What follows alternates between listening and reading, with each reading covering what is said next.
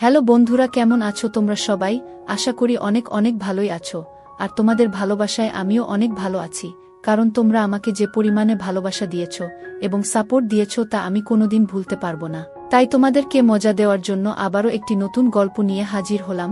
গল্পটি শোনার মতো, আশা করি তোমাদের দাঁড়িয়ে যাবে এবং তোমরা হাতের কাজ করতে সবাই হেডফোন নিয়ে বসে যাও। 10 বছর ধরে বিবাহিত হওয়ার পরেও আমার কোনো সন্তান ছিল না। আমার স্বামী যখন অন্য শহরে যেতেন তখন আমার দেওর বলতো, বৌদি, এটা একটা অন্যরকম লাড্ডু। 7 দিন ধরে এটি খেলে দাদা আসার সাথে সাথেই বাচ্চা পেটে আসবে। আমি সেই লাড্ডুগুলি খেয়ে নিয়েছিলাম এবং আমার একটি বাচ্চা হয়েছে।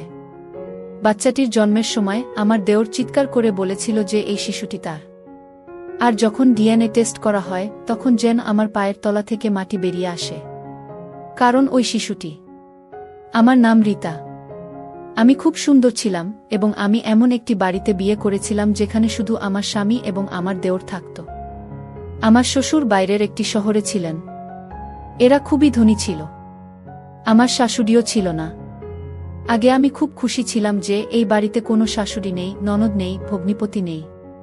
কিন্তু আমি বুঝতে পেরেছিলাম যে এখানে বসবাস করা খুব কঠিন, কারণ এই বাড়িটা ছিল শুধুই পুরুষের ঘর। আর আমি তাই কাউকে মনের কোনো কথাই বলতে পারতাম না। আমার স্বামীও খুব সিরিয়াস ছিল। আমার বাবা মাও আমাকে বিয়ে দেওয়ার পর এই দেশ ছেড়ে চলে গেল, কারণ তারা এখানে এসেছিল শুধুমাত্র আমাকে বিয়ে দেওয়ার জন্য। আমরা আগে কাতারে থাকতাম। আমার বাবা মা চেয়েছিল আমি পাকিস্তানে থাকি, যাতে আমি এখানকার মাটির কাছাকাছি থাকতে পারি। আমি গরিব তো হয়ে গিয়েছিলাম, কিন্তু খুব চিন্তিত ছিলাম।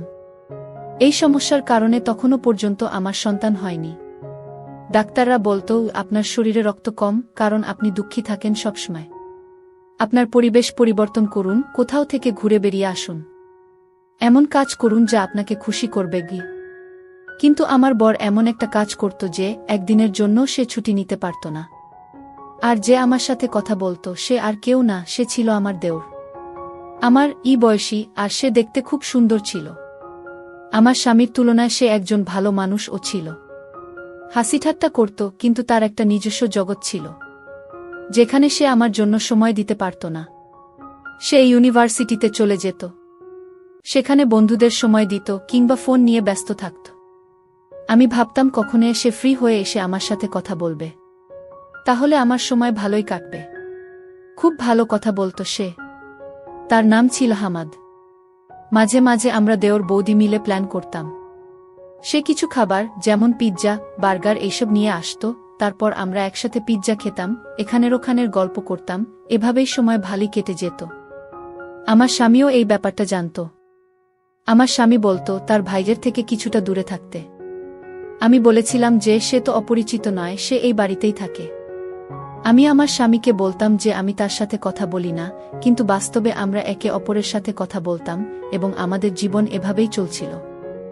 আমার বিয়ের পরে অনেক বছর কেটে গেছে। 10 বছর হয়ে গেছে, কিন্তু আমার এখনো একটাও সন্তান হয়নি। কিন্তু ডাক্তার বলেছে আপনার খুব একটা সমস্যা নেই, আপনার সন্তান হতে পারে। ডাক্তার আমাকে বললেন আজই আপনার স্বামীর সাথে কথা বলুন, যাতে তিনি আপনার পরিবেশ পরিবর্তন করতে পারেন, আপনাকে একটি শান্তিপূর্ণ জায়গায় নিয়ে যান। কিন্তু যখন আমি আমার স্বামীকে এই কথাটি জানালাম, আমার স্বামী আমাকে একটি নতুন খবর শোনাল। সে বলল যে আমাকে কাজের জন্য অন্য শহরে যেতে হবে এবং আমি সেখানেই থাকব, নয়বা 10 মাসের জন্য হতে পারে। সে যখন এ কথা বলল, তারপরে আমি কি বলবো, কারণ এটাই ছিল আমার স্বামীর শেষ কথা। সে একবার যা বলে তো সেটাই করত। আমি বললাম, ঠিক আছে, আমি তোমার জিনিসপত্র প্যাক করে দিচ্ছি। আমার স্বামী শহরের বাইরে চলে গেলেন এবং তখন আমি বাড়িতে একা থাকতাম। কিন্তু তখনই আমার দেওর আমাকে এমন কিছু বলেছিলেন যা আমাকে অবাক করেছিল। কিন্তু যাওয়ার সময় আমার স্বামী আমাকে বলে, আমি দোকানদারকে বাড়ির নম্বর দিয়েছি, তোমার যদি কোনো কিছুর প্রয়োজন হয় তবে দোকানে ফোন করে দিলে সেই জিনিসগুলো বাড়িতে পৌঁছে যাবে। আমি বললাম, জিনিস অর্ডার করার কি দরকার, হামাদ নিয়ে আসতে পারবে। তখন আমার স্বামী বলেছিলেন, তোমাকে তার কাছে কিছু চাইতে হবে না, এমনকি তার সাথে কথাও বলতে হবে না। সে তার কাজ করুক, তুমি নিজের কাজ করো। এমনকি ওর জন্য রান্না করারও দরকার নেই, ও বাইরে থেকে খাবে। আমি বললাম, তোমার কি হয়েছে? সে বলল, আমি তোমার বর, আর তাই আমি যা বলছি তাই তোমায় করতে হবে। আমি বললাম, কিছু কি হয়েছে? সে বলল, না তেমন কিছুই না। আমি শুধু তোমাকে বলে দিলাম যে ওর থেকে দূরে থাকবে। আমার এক কাকিমা বাইরে চলে গেছেন। যখন তিনি ফিরে আসবেন তখন তিনি তোমার সাথে থাকতে আসবেন। তোমার খেয়াল রাখবেন উনি, আর তোমার ভয় করবে না একটু। আশ্চর্য ব্যাপার হলো, আমার স্বামী চলে যাওয়ার আগে আমার দেওরের সাথে দেখাও করেনি। হয়তো ভাইদের মধ্যে কিছু রাগের কারণ ছিল, কিন্তু এমন তো কখনো ঘটেনি, কারণ আমার দেওর একদিন আমার জন্য একটি লাড্ডু নিয়ে এল। সে বলল, তুমি যদি এটি খাও তাহলে দাদা এখানে ফিরে আসার সাথে সাথে তোমার বাচ্চা পেটে থেকে যাবে। যদিও আমি আমার দেওরের সাথে এসব কথা আগে কখনো বলিনি, কিন্তু আমার এই দেওর ছিল অন্য ধরনের। আমরা একে অপরের সঙ্গে বন্ধুর মতো কথা বলতাম। সে বলল, অনেক দিন হয়ে গেছে, দাদা বুঝতে পারছে না। সে তোমার চিকিৎসা করায় না, আর তোমাকে কোথাও নিয়েও যায় না। কিন্তু আমি এই বাড়িতে একটি বাচ্চা দেখতে চাই, যাতে তোমার মুখ থেকে কষ্টের ছাপ সরে যায়। এজন্যই আমি এই মন্ত্র পড়া লাড্ডু নিয়ে এসেছি। তোমাকে 7 দিন ধরে এটি খেতে হবে। তারপরে দাদা যখন আসবে তখন সুসংবাদ পাবে। আমি আমার দেওরকে ধন্যবাদ জানিয়েছিলাম এবং তাকে বলেছিলাম যে সে সত্যই একজন ভালো মানুষ, যে এত চিন্তা করেছিল আমার জন্য। আমি বললাম তাকে, আল্লাহ তোমাকে একটা মিষ্টি বাচ্চার কাকা বানিয়ে দিক। আর আমি সেই লাড্ডুটি 7 দিন ধরে প্রতিদিন খেয়েছি, এই ভেবে যে একদিন সবকিছু ঠিক হয়ে যাবে।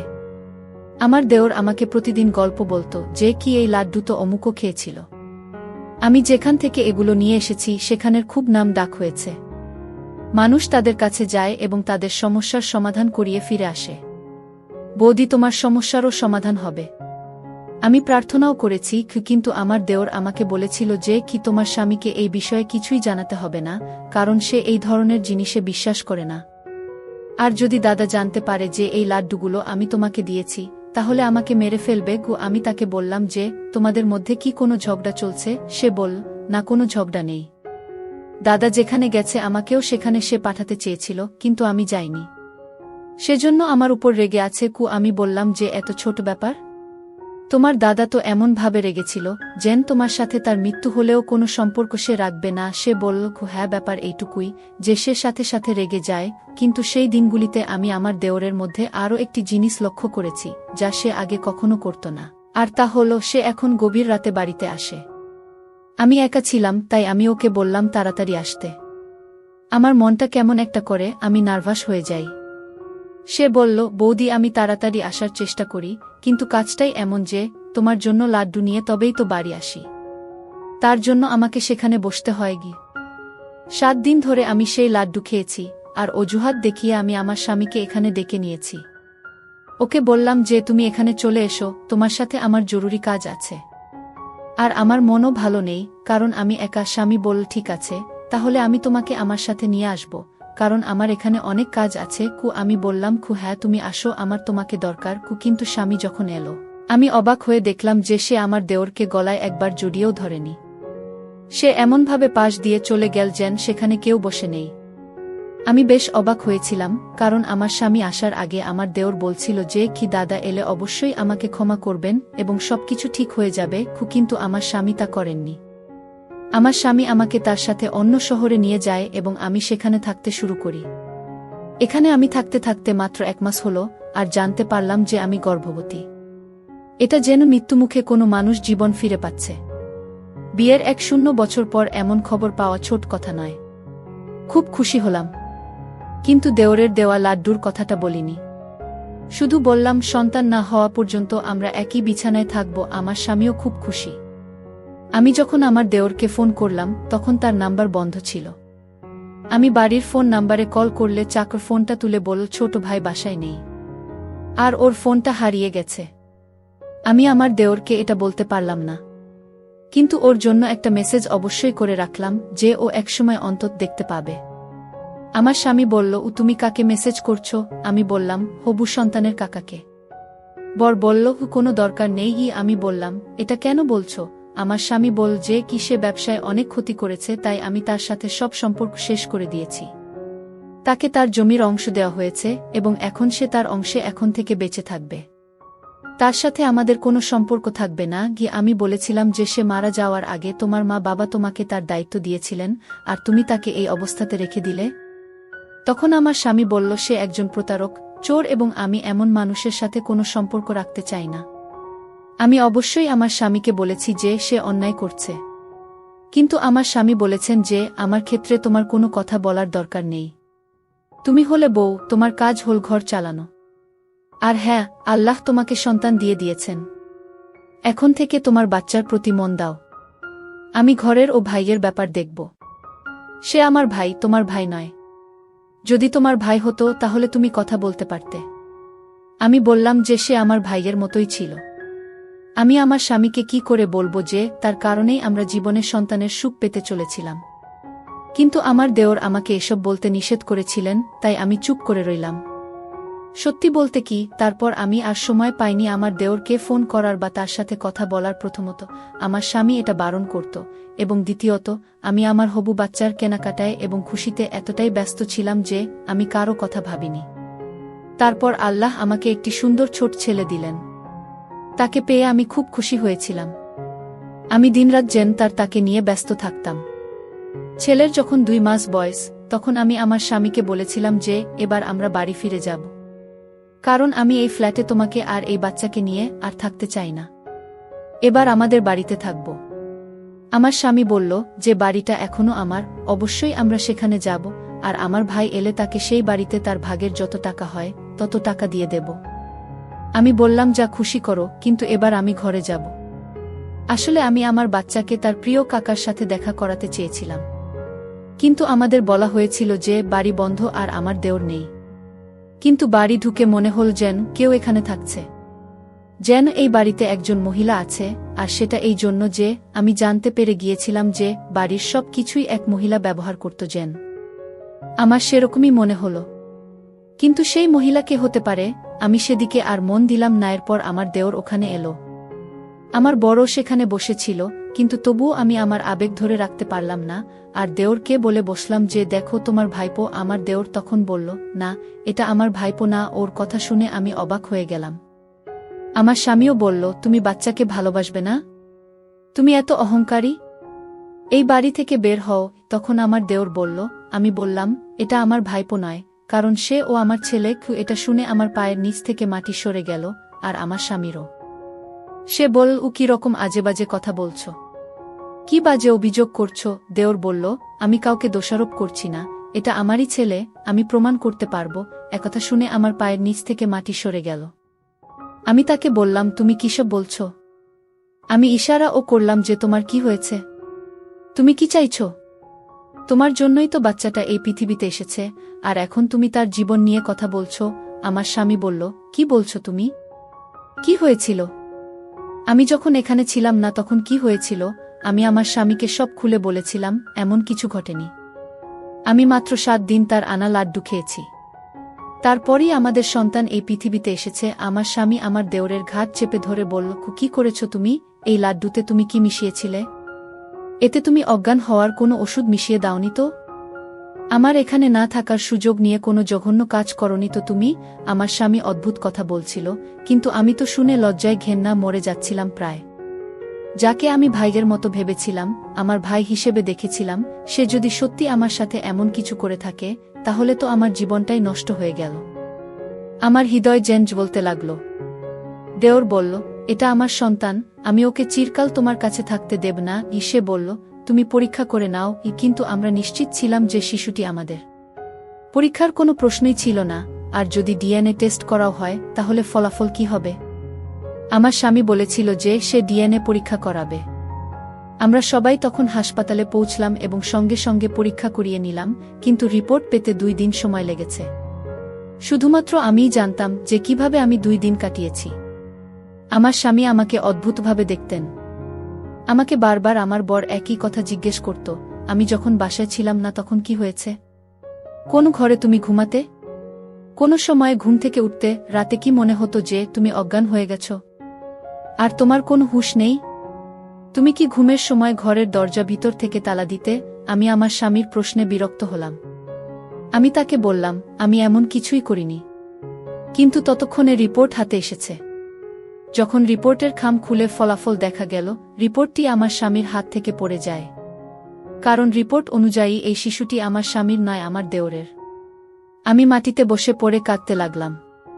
আমার স্বামী আমার দিক থেকে মুখ ঘুরিয়ে নিল। দেওর বলল, আমি তোমাদের সাথে কিছুই করিনি, তোমাদের আমি সব বলবো। ডাক্তার বৌদিকে বলেছিলেন কি তোমার এত সমস্যা নেই, চিকিৎসা করা যায়, কিন্তু তোমার স্বামী কখনো তোমার চিকিৎসা করিয়ে দেয়নি কি, তাই আমি তোমাদের জীবনে সুখ ভরাতে চাই। বৌদি, তোমার চিকিৎসা করাতে চেয়েছিলাম, কিন্তু আমি একটা মেয়ের প্রেমে পড়েছিলাম, তাকে বিয়ে করেছিলাম, তাই টাকা চুরি করেছিলাম। কারণ সে খুব অসুস্থ ছিল, কিন্তু তারপরও সে আমাদের সন্তানকে জন্ম দিতে চেয়েছিল। আমার সাথে দাদার ঝগড়া হলো, আর এই কারণে দাদা আমার থেকে সবকিছু কেড়ে নিল। সেই মেয়েটিও যাকে ভালোবাসতাম সেও এই পৃথিবীতে বেঁচে থাকেনি, কিন্তু আমাদের বাচ্চা জন্ম নিল। এবং সেদিনই জানতে পারলাম বৌদি, তুমি একটি মৃত সন্তানের জন্ম দিয়েছিলে, তোমার সন্তান এই পৃথিবীতে আসার আগেই মারা গেছে। লাড্ডু জিনিসটা ছিল একটা অজুহাত। তোমাকে ওই লাড্ডুতে ওষুধ মিশিয়ে দিতাম। ওই ওষুধটা খুব স্পেশাল ছিল আর অনেক দূর থেকে আনা হয়েছিল। আর আমি নিশ্চিত ছিলাম এটা অবশ্যই একটা প্রভাব ফেলবে, আর সেটাই হয়েছে। তুমি এটাকে ভাগ্য বলো বা যাই বলো, তুমি বাচ্চা তো পেয়েছিলে, কিন্তু তোমার বাচ্চা ছিল খুব দুর্বল। পৃথিবীতে আসার সাথে সাথেই সে মারা গেল। আমি ওই মতো শিশুটির জায়গায় আমার বাচ্চা রাখলাম, কারণ আমি তোমার ভালো চেয়েছিলাম। আমি এই উপকারটা শুধু তোমার জন্য করছিলাম বৌদি, তোমার স্বামীর জন্য নয়। ঠিক তখন জানতে পারলাম যে তোমার স্বামী আমার প্রতি কোনো উপকার তো করেইনি, তার উপর আমাকে সম্পত্তি থেকে সম্পূর্ণভাবে বের করে দিয়েছে। তাই প্রতিশোধের আগুনে পুড়ে আমি তোমার কাছ থেকে আমার সন্তান কেড়ে নিতে এসেছি। আমি আমার বাচ্চা ছাড়া বাঁচতে পারবো না, কারণ এখন আমার সবই আছে। তোমার স্বামী তার নিজের নামে সব নিয়ে নিয়েছে। আমার দেওরের চোখে জল ছিল, সে খুব কাঁদছিল। আমি তাকে বললাম যে আমিও একে ছাড়া বাঁচতে পারবো না। আমি আমার দেওরের পায়ের কাছে বসলাম এবং তাকে বললাম যে তুমি সবসময় আমাকে সাহায্য করেছ। এই শিশুটিকে আমায় দাও, আমি তাকে আমার সন্তান মনে করেছি, আমি তাকে 3 মাস ধরে মানুষ করছি। তুমি আমার অনেক উপকার করেছ। আমি যদি জানতে পারতাম যে আমার সন্তান পৃথিবী ছেড়ে চলে গেছে, আমার কোল খালি থাকলে আমি ঘটনাস্থলেই মারা যেতাম। তার মৃত্যুতে আজও আমি দুঃখিত, কিন্তু এই বাচ্চা আমার হাতে আছে, তাই আমি বেঁচে থাকার কথা ভাবছি। আমি আমার স্বামীকে বললাম, তুমি কেন এমন করলে? তাকে ক্ষমা করে দাও। সে যা করেছে ভালোবাসার জন্য করেছে। তুমি সব সময় তোমার কাজে ব্যস্ত ছিলে। তুমি কখনো আমার দিকে তাকাওনি, আমার চিকিৎসাও করনি। তোমার ভাই আমার সাথে সবসময় ভালোই করেছে, কিন্তু সে তো চাইলে আমার সাথে খারাপও করতে পারত। তুমি যা আশা করছিলে, কিন্তু তবুও সে আমার ইজ্জত রক্ষা করেছে। আমার জন্যই সে এসব করেছে। এমনকি আমাকে তার সন্তানও দিয়েছে। আমার বর বলেছিল, তুমি তোমার সন্তান আমাদের দিয়েছ, তাহলে আমি কেন তোমাকে অধিকার দিতে পারব না? তুমি যা চাও আমি তোমাকে দেব, কিন্তু আমার একটা শর্ত আছে। আমার এবং আমার দেওরের মুখ ফ্যাকাশে হয়ে গেল। আমার স্বামী আবার এমন কথা বলছেন? আমরা অবাক হয়ে গেলাম। তিনি বললেন, শর্ত হলো তোমাকে সারা জীবন আমাদের সাথে থাকতে হবে, যাতে তুমি তোমার বাচ্চার সাথে থাকতে পারো, আর আমি আমার ভাইয়ের সাথে। আমাদের চোখে জল এসে গেল। আমরা কাঁদতে লাগলাম। বাচ্চাটাকে আমার দেওর আমার দিকে এগিয়ে দিয়ে বলল, এখন থেকে বৌদি এই বাচ্চার মা তুমি, আর আমি তার কাকা। সে যেন কখনই না জানে যে আমি তার বাবা আর তার মা এই পৃথিবীতে নেই। আমি তাকে ধন্যবাদ জানালাম এবং সেই শিশুটিকে বুকের মধ্যে জড়িয়ে ধরলাম, যে সে আমার নিজের সন্তান। 4 বছর হয়ে গেছে। আমার ছেলে 4 বছর বয়সী, খুব খুশি। সে আমার স্বামীকে বাবা ডাকে এবং আমার দেওরকে কাকা বলে। সৃষ্টিকর্তা আমাকে আবার আশা দিয়েছেন। আমি খুব খুশি এবং আমাদের জীবনে খুব ভালো খবর এসেছে যে আমরা আজ সন্ধ্যায় আমার দেওরের জন্য মেয়ে দেখতে যাচ্ছি। সে বলেছে যে সে যে কোনো মেয়েকে বিয়ে করতে রাজি। আমি চাই সে নতুন করে তার জীবন শুরু করুক। আমরা একটি বাড়িতে থাকি এবং সম্পত্তি আমাদের সকলের। এটি ছিল আমাদের আজকের গল্প। আশা করি আজকের গল্পটি আপনাদের ভালো লেগেছে। ধন্যবাদ বন্ধুরা।